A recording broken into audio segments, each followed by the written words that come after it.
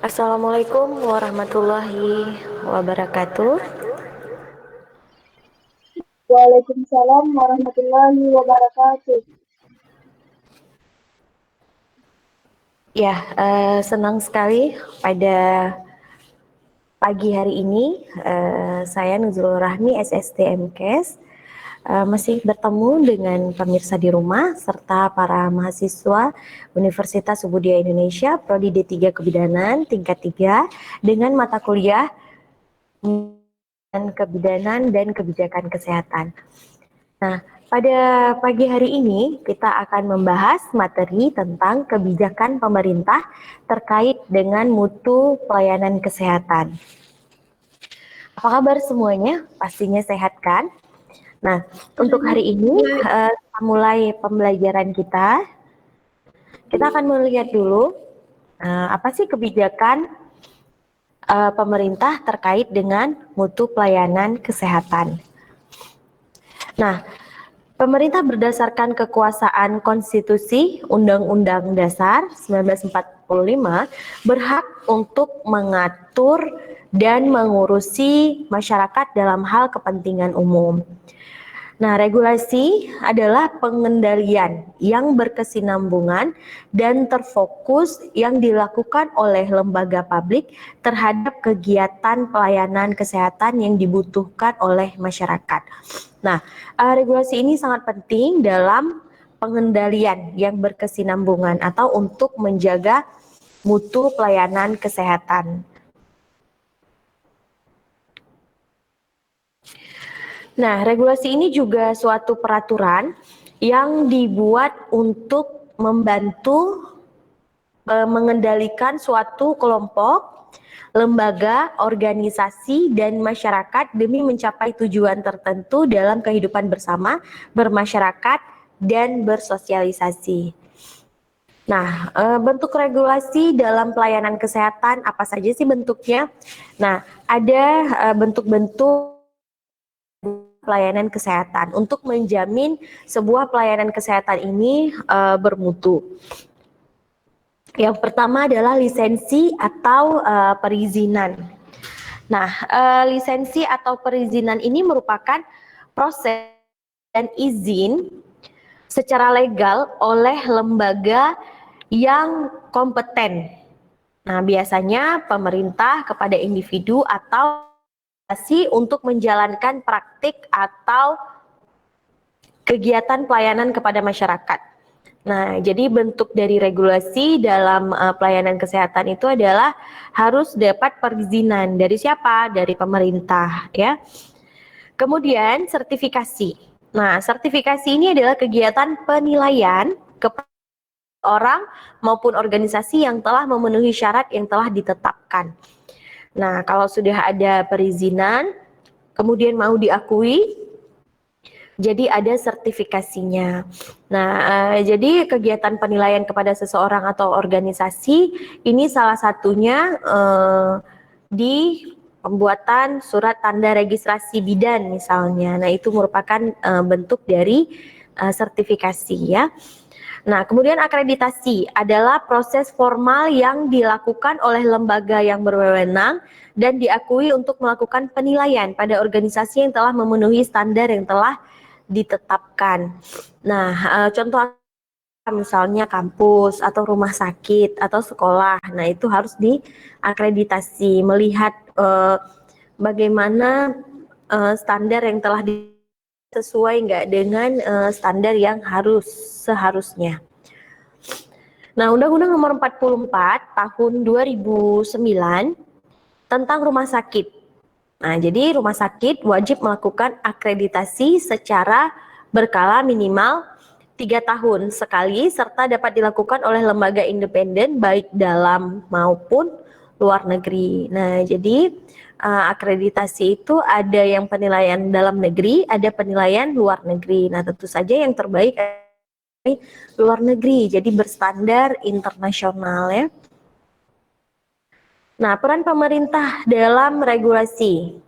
Nah, apa saja peran pemerintah? Pemerintah sebagai pengarah. Nah, jadi sebelum dinilai pastinya akan diarahkan terlebih dahulu. Nah, pengarahnya ini adalah pemerintah. Kemudian sebagai peran sebagai regulator, ya, pemberi regulasi. Kemudian sebagai pelaksana pelayanan yang diregulasi. Nah, jadi ketiga peran pemerintah ini sangat penting dalam hal regulasi, ya. Nah, jadi pengakuan untuk perizinan, untuk sertifikasi, untuk akreditasi itu adalah pemerintah yang menentukan. Itu baru legal, ya. Nah, peran masyarakat dalam regulasi apa? Nah, untuk Undang-Undang Nomor 14 Tahun 2018 tentang keterbukaan informasi publik. Nah, di peran masyarakat dalam regulasi adalah fasilitas pelayanan kesehatan wajib membuka informasi tentang kinerjanya kepada masyarakat melalui media massa, sehingga masyarakat mempunyai pilihan dalam memilih fasilitas pelayanan kesehatan. Nah, jadi sebuah pelayanan kesehatan, puskesmas, klinik, rumah sakit, nah itu semuanya harus membuka informasi tentang kinerjanya kepada masyarakat. Mungkin kita bisa lihat ya dari pamflet-pamflet ataupun iklan bahwa rumah sakit itu nomor izinnya berapa, kemudian rumah sakit itu nomor akreditasinya berapa. Nah, jadi itu sangat penting untuk masyarakat bisa memilih ya fasilitas kesehatan yang mana yang akan dituju karena berdasarkan yang terbaik bagi masyarakatnya. Nah, kenapa kebijakan kesehatan sangat penting? Yang pertama adalah karena pengambilan keputusan kesehatan berkaitan dengan kematian dan keselamatan. Nah, jadi salah-salah dalam mengambil kebijakan dalam pelayanan kesehatan, pasiennya bisa mengalami kematian dan kesakitan atau cacat yang ditimbulkan oleh petugas pelayanan kesehatan, ya. Nah, kemudian juga berpengaruh terhadap perkembangan ekonomi. Nah, jadi semakin sebuah masyarakat itu sehat, ya maka semakin bagus perkembangan ekonomi masyarakatnya. Kenapa? Karena orang-orang yang sehat itu akan produktif, lebih produktif daripada yang sakit, ya, tidak akan produktif. Kemudian kesehatan berkaitan dengan kemiskinan, polusi atau sanitasi yang buruk. Jadi kalau kesehatan sebuah negara itu baik, ya, pasti tidak ada kemiskinan, tidak ada polusi dan tidak ada sanitasi yang karena semua orang menginginkan sehat. Nah, kalau sehat itu berarti harus memiliki pekerjaan yang tetap untuk menghindari kemiskinan, kemudian tidak ada polusi karena orang hidup sehat semuanya, kemudian sanitasinya juga terjaga, dibersihkan selalu karena orang ingin sehat, ya. Kemudian berkaitan dengan jenis obat yang dapat dibeli secara bebas. Nah, makanya kebijakan kesehatan itu sangat penting karena jenis obat itu dibatasi. Nah, obat-obat yang berbahaya harus dengan resep dokter, maka tidak akan dijual oleh apotek, ya. Nah, ada dasar hukum peraturan terkait program pemerintah dan rujukan internasional atau JKN. Dasar hukumnya adalah Undang-Undang Dasar Negara Republik Indonesia tahun 1945 mengamanatkan bahwa setiap penduduk berhak atas jaminan sosial dan pelayanan kesehatan yang sama. Hal ini tercermin pada pasal 28H dan pasal 34. Nah, jadi Undang-Undang 1945 sudah mengamanatkan kepada pemerintah dan seluruh masyarakat bahwa setiap penduduknya berhak atas jaminan sosial dan pelayanan kesehatan yang sama. Nah, karena inilah maka para bidan, ya, calon bidan, nanti kalian menjadi seorang bidan, jangan membeda-bedakan orang dalam memberikan pelayanan. Jangan yang kaya diberikan pelayanan eksklusif, yang miskin diberikan pelayanan yang biasa-biasa saja.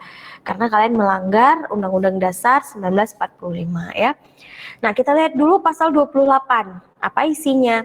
Ayat pertama, setiap orang berhak hidup sejahtera lahir dan batin, bertempat tinggal dan mendapat lingkungan hidup yang baik dan sehat, serta berhak memperoleh pelayanan kesehatan. Nah, itu ayat pertamanya, ya. Jadi setiap orang, termasuk kalian, termasuk ibu dan termasuk pemirsa di rumah juga berhak hidup sejahtera lahir dan batin, ya.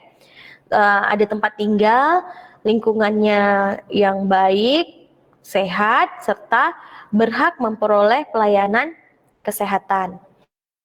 Kemudian ayat 2-nya, setiap orang berhak mendapatkan kemudahan dan perlakuan khusus untuk memperoleh kesempatan dan manfaat yang sama guna mencapai persamaan dan keadilan. Nah, semua orang jangan disulit-sulitin, misalnya dalam pelayanan atau pendaftaran di BPS kalian nantinya, ataupun di klinik atau di rumah sakit, ya. Karena setiap orang itu harus mendapat kemudahan, perlakuan khusus, dan memperoleh kesempatan dan manfaat untuk mencapai persamaan dan keadilan. Nah, kemudian ayat 3-nya, setiap orang berhak atas jaminan sosial yang mengembangkan dirinya secara utuh sebagai manusia yang bermartabat. Nah, jadi harus punya jaminan sosial yang memungkinkan untuk pengembangan diri, ya. Kemudian kita lihat pasal 34 ayat 1-nya, fakir miskin dan anak terlantar dipelihara oleh negara. Nah, siapa fakir miskin? Fakir miskin memang betul-betul fakir dan miskin yang di jalanan, tidak memiliki rumah, ya, tidak memiliki apapun, tidak memiliki pekerjaan. Nah, ini akan dipelihara oleh negara. Kemudian pasal 34 ayat 2, negara mengembangkan jaminan sosial bagi seluruh rakyat dan memperdayakan masyarakat yang lemah dan tidak mampu sesuai dengan martabat kemanusiaan. Nah, jadi negara ingin mengembangkan jaminan sosial bagi seluruh rakyat dan memberdayakan masyarakat yang lemah dan tidak mampu dengan martabat kemanusiaan. Nah, sedangkan pasal 34 ayat 3-nya adalah negara bertanggung jawab atas penyediaan fasilitas pelayanan kesehatan dan fasilitas pelayanan umum yang layak. Nah, contohnya apa? Puskesmas, rumah sakit umum yang tidak berbayar menggunakan jaminan kesehatan, ya, atau BPJS kesehatan milik pemerintah. Nah, Undang-Undang Nomor 39 Tahun 1999 tentang Asasi Manusia atau UU atau Undang-Undang HAM pasal 41 ayat 1. Nah, isinya adalah setiap warga negara berhak atas jaminan sosial yang dibutuhkan untuk hidup layak serta utuh pengembangan pribadinya secara utuh. Nah, jadi setiap warga negara mendapat jaminan sosial sesuai dengan ketentuan peraturan perundang-undangan dan kemampuan negara, ya. Nah, jadi jaminan sosial ini wajib ada bagi setiap orang yang sesuai dengan ketentuan dan peraturan undang-undang. Nah, Undang-Undang Nomor 40 Tahun 2004 tentang Sistem Jaminan Sosial Nasional UU SJSN. UU SJSN ini menetapkan asuransi sosial sebagai prinsip penyelenggaraan JKN. Nah, UU Nomor 24 Tahun 2011 tentang Badan Penyelenggaraan Jaminan Sosial atau Undang-Undang tentang BPJS. Nah, BPJS ini ada macam-macam, ya, BPJS Kesehatan, BPJS Ketenagakerjaan. Nah, kemudian Peraturan Pemerintah Nomor 101 Tahun 2012 tentang penerimaan bantuan iuran jaminan kesehatan atau PBIJK.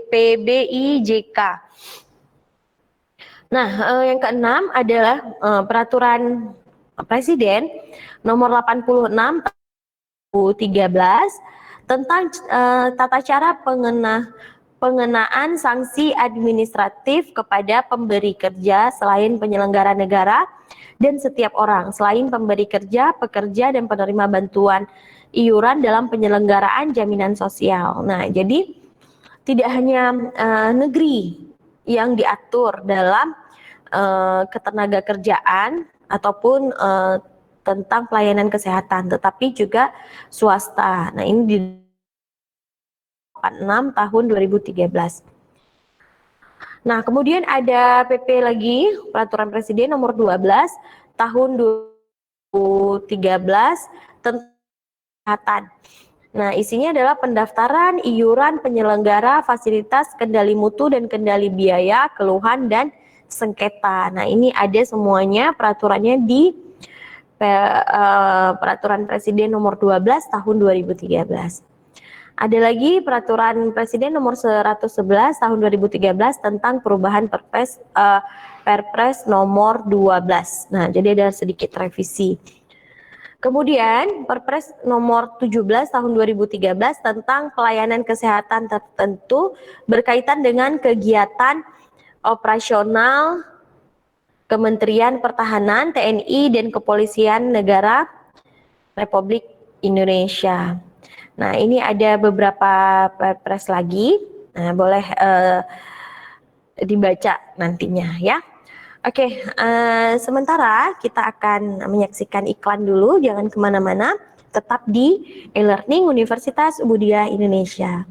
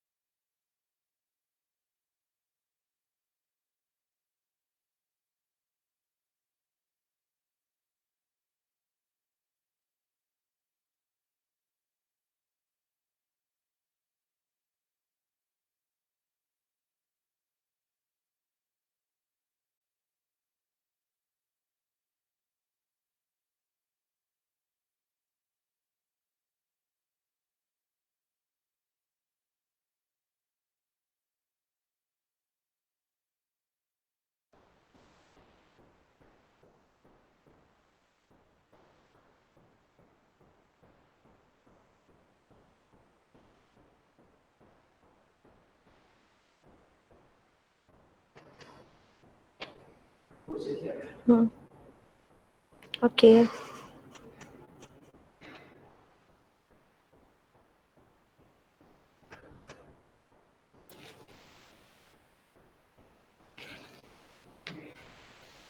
Nah, kembali lagi dalam e-learning Universitas Muhammadiyah Indonesia. Masih bersama saya Nuzul Rahmi, SSTMKes dalam mata kuliah Mutu Pelayanan Kesehatan dan Kebijakan Kesehatan. Nah, para mahasiswa semuanya dan pemirsa di rumah, kita lanjut lagi dengan masih peraturan-peraturan pemerintah terkait dengan mutu layanan kebidanan. Nah, kita lanjut tadi sampai poin ke-9, kita lanjut ke Permenkes nomor 69 tahun 2013 tentang standar tarif pelayanan kesehatan pada fasilitas kesehatan tingkat pertama dan tingkat lanjutan dalam penyelenggaraan program jaminan kesehatan. Nah, jadi di Permenkes nomor 69 tahun 2013 ini tentang standar tarifnya berapa, kemudian penyelenggaraan program jaminan kesehatannya bagaimana. Nah, jadi tarif untuk pelayanan kesehatan itu tidak beda antara satu dengan rumah sakit yang lainnya karena ini harus sesuai dengan peraturan Menteri Kesehatan. Nah, kemudian Permenkes lagi nomor 71 tahun 2013 tentang pelayanan kesehatan pada jaminan kesehatan nasional. Kemudian peraturan BPJS Kesehatan nomor 1 tahun 2014. Nah, kemudian ke Kemenkes nomor 328 tahun 2013 tentang Formularium Nasional mengatur daftar obat terpilih yang dibutuhkan dan harus tersedia di pelayanan kesehatan sebagai acuan pelaksanaan JKN. Kemudian Kemenkes nomor 455 tahun 2013 juga tentang asosiasi fasilitas kesehatan yang diberi kewenangan untuk bernegosiasi tarif pelayanan dengan BPJS Kesehatan. Kemudian ada mengatur tata cara penyediaan, pencairan, dan pertanggungjawaban dana iuran jaminan kesehatan penerima penghasilan dari pemerintah. Nah, itulah beberapa dasar hukum atau peraturan terkait program pemerintahan dan rujukan internasional jaminan kesehatan. Nah, untuk sesi selanjutnya adalah sesi tanya jawab. Ataupun jika tidak ada yang bertanya, maka akan kita lakukan sesi evaluasi di pertemuan kali ini. Ada yang ingin bertanya? Silakan. Terkait dengan kebijakan pemerintah dengan terkait dengan mutu pelayanan kesehatan. Ada yang ingin bertanya?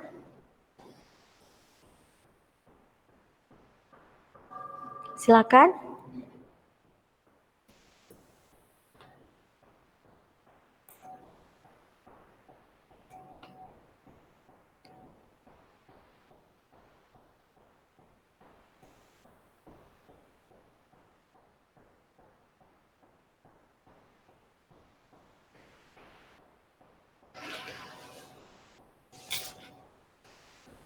Oke, ada yang ingin bertanya? Kita masih menunggu pertanyaan dari para mahasiswa semuanya. Nah, jika tidak ada yang bertanya, maka seperti biasa kita akan mengadakan evaluasi untuk pertemuan ini.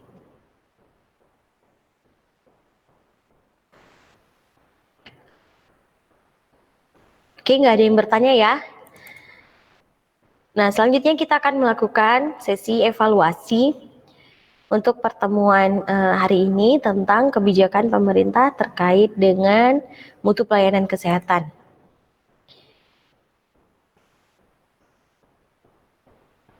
Nah, pertanyaan pertama, siapakah yang berhak untuk mengatur dan mengurusi masyarakat dalam hal kepentingan umum? Ayo, siapa yang bisa jawab? Siapakah yang berhak untuk mengatur dan mengurusi masyarakat dalam hal kepentingan umum?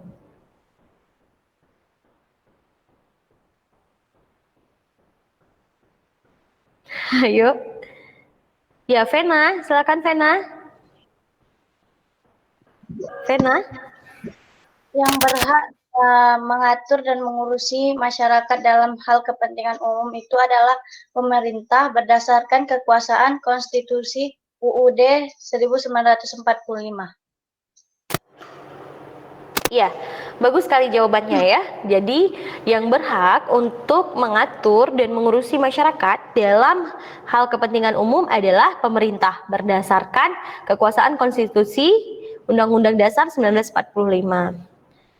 Nah, tadi kita ada membicarakan tentang regulasi. Apa sih pengertian dari regulasi?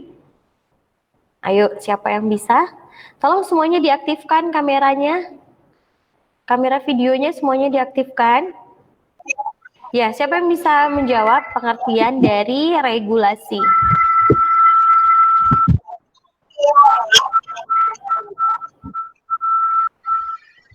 Saya, Bu.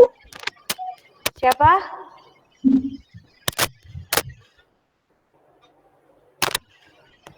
Siapa mau jawab? Pengertian dari regulasi, Syarifah? Syarifah Yuliana?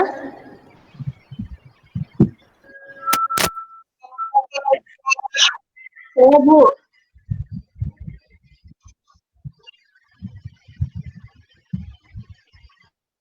Halo, Bu. Silakan, pengertian dari regulasi apa?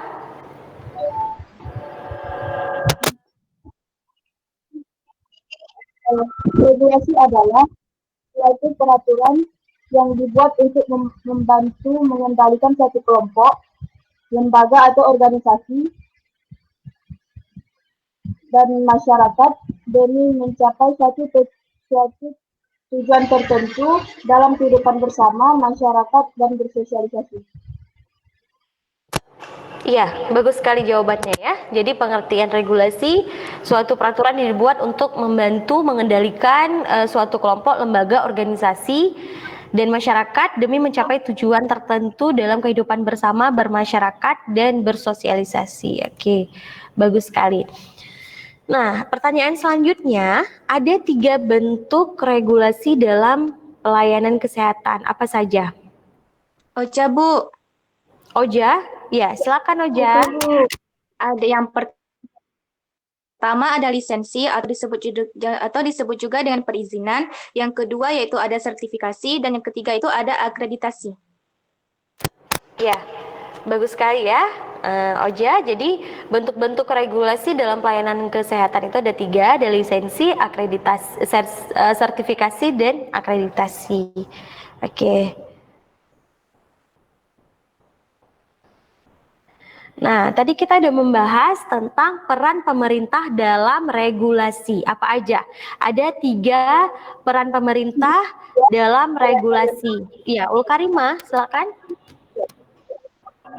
Yang pertama itu ada sebagai pengarah, yang kedua itu ada sebagai peran sebagai regulator, yang ketiga ada sebagai pelaksana pelayanan yang diregulasi.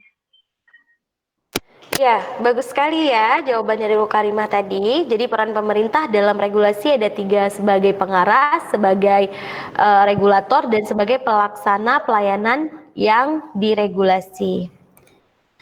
Nah, pertanyaan selanjutnya, mengapa kebijakan kesehatan itu sangat penting? Ada 4 alasannya. Iya, Karisma silakan.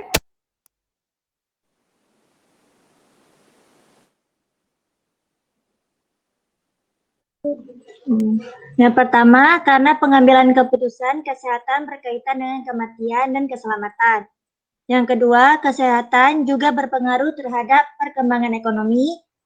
Yang ketiga, kesehatan berkaitan dengan kemiskinan, polusi atau sanitasi yang buruk. 4, berkaitan dengan jenis obat yang dapat beli secara bebas. Iya, jawaban dari Karisma sangat bagus ya. Jadi kenapa kebijakan kesehatan sangat penting? Karena berkaitan dengan kematian, keselamatan, mempengaruhi perkembangan ekonomi, kemudian berkaitan dengan kemiskinan, polusi, ya, sanitasi yang buruk, serta berkaitan dengan jenis obat yang dapat dibeli secara bebas. Oke, bagus sekali. Nah, selesai pertemuan kita untuk kali ini dengan materi kebijakan pemerintah terkait dengan mutu pelayanan kesehatan. Nah, ini merupakan pertemuan kita yang ke-6.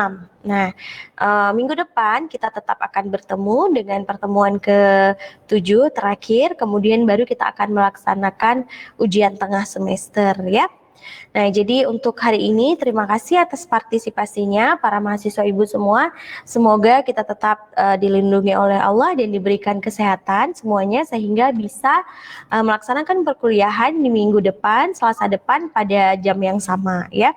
Dan terima kasih juga kepada pemirsa di rumah yang telah menyaksikan e-learning Universitas Subudiyah Indonesia.